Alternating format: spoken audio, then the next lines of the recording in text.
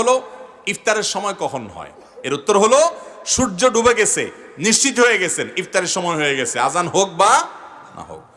সচরাচর রমজান মাসে অন্তত মুয়াজ্জিন সাহেবরা অ্যালার্ট থাকেন একবারে টাইমলি আজান দেওয়ার জন্য, ঠিক না? অতএব আপনি আজান শুনে ইফতার করলেও ঠিক আছে, আর সূর্য ডুবা নিশ্চিত হয়ে গেছেন তারপরে ইফতার করছেন, এটাও ঠিক আছে। এখন কথা হলো রমজান মাসে যেটা হয়, আমাদের ইফতারির মধ্যে আজান চলতে থাকে। মুয়াজ্জিন সাহেব বেচারা একটা খেজুর দিয়া কোন রকম মুখে খায় বেচারা আজান দেয়, এবং মাগরিবের আজানটা একটু তাড়াতাড়ি করেই দেয়, কারণ ক্ষুধা তো তারও আছে বেচারা। তো এখন একাম আজানের যে জবাব দেওয়া, মুয়াজ্জিন যা যা বলে তা মুখে মুখে তার সাথে বলা, হাইয়া আলাস সালাহ হাইয়া আলা ফালাহ সময় লা হাওলা ওয়ালা কুওয়াতা ইল্লা বিল্লাহ, আর বাকিগুলো যা যা আছে তা বলা, এটা সুন্নাত। এত সওয়াবের কাজ যে মুয়াজ্জিনের আজান শুনে যত মানুষ নামাজ পড়তে আসবে তাদের সবাই সওয়াব মুয়াজ্জিন সাহেব পাবে।